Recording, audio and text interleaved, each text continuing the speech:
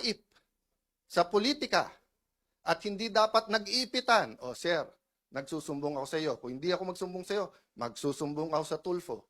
O. Pero, hindi kay Erwin at hindi kay Rafi. Doon ako kay Ben magsusumbong kasi si Ben walang kontrata sa gobyerno eh. 'Di ba? Walang tinatago eh, walang ano, 'di ba? I'm not close to Mon Tulfo. I'm one of his punching bags, even during the time of Duterte time. Pero si Mon, wala rin kontrata sa gobyerno, sa pag-alam ko. So I respect him. Even if he's not in favor of what I'm doing, kahit tinitira niya ako. I also respect Ben, nakikita-kita ko, di ba? Pero si Erwin at si Rafi, paano ko re-respetuhin ko? Paano ko re-respetuhin? Eh, di ba, alam ko kung sino kayo, anong ginagawa nyo, alam ko kung anong hawak sa inyo.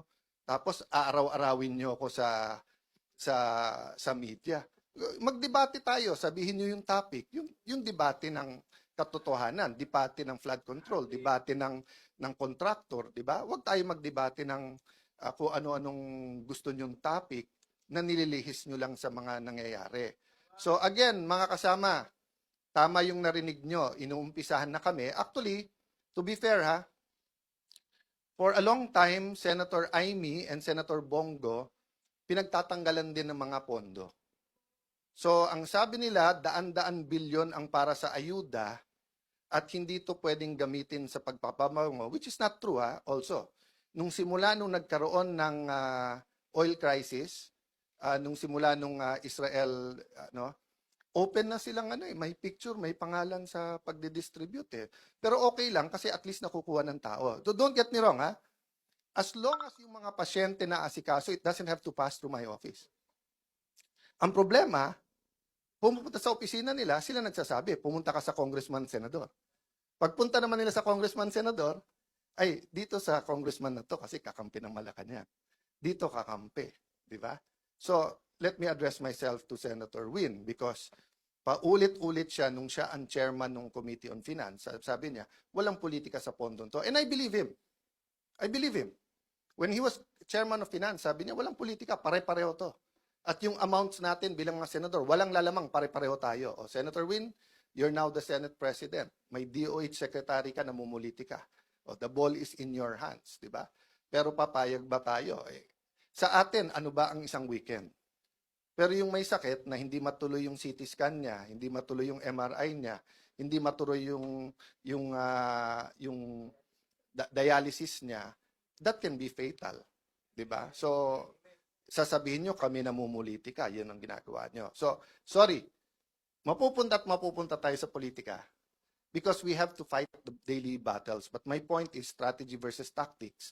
Daily battles versus the war. The war is really for the kind of Philippines we want. Diba? And yun ang last ko sasabihin, we have to articulate that.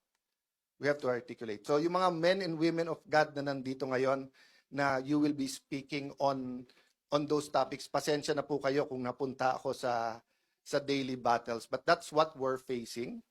And iba-iba tayo ng trabaho. May taga-fast, may taga-pray, may taga-encourage, may taga-luto, may taga-linis. Diba?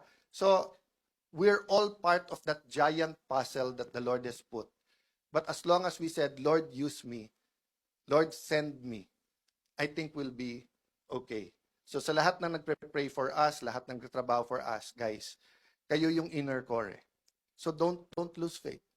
Some of you didn't sign up for this, but even if you didn't sign up for it, you had in your mind the kind of Philippines you want. So, di ba yung balik tayo dun sa na Lord, save mo ako. Pinadalang kita ng helicopter, di ba? So, in your mind, you probably had a different way. Di ba? So, kung tingin yung education yung problem, you're probably drafting a super good bill on education. Di ba? Or if you're talking about local government, baka nakadikit kayo sa pinakamagagaling na local government sa Metro Manila, dumikit kayo sa Taguig, sa Pasig, sa Manila, sa Quezon, whatever, di ba? Dumikit kayo sa Cebu, dumikit kayo sa Davao, sa Peace and Order, and you think that's the way. But His ways and His thoughts are not ours. Di ba? In the same way, let's not say na yung ginagawa natin, yun ang way ni Lord. Hindi. Tuloy-tuloy tayong nagdi-discern. But guys, ang point ko po, kung kayo'y nagdadasal for a new Philippines, a renewed Philippines, kayo nagdadasal for revival. It's here. It's here. So let's not only let's do more. Let's not only do more or work harder, let's work more intelligently. And wag natin pagpilitan ang ways natin. Day by day to.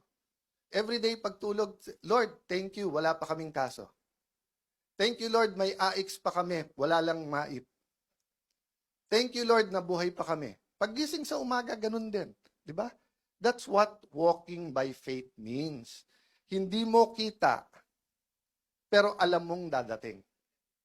Hindi natin nakikita yung klase ng Pilipinas na gusto natin. Pero sabi ng Panginoon, for I know the plans I have for you, plans to prosper you, not to harm you, plans to give you hope in a future.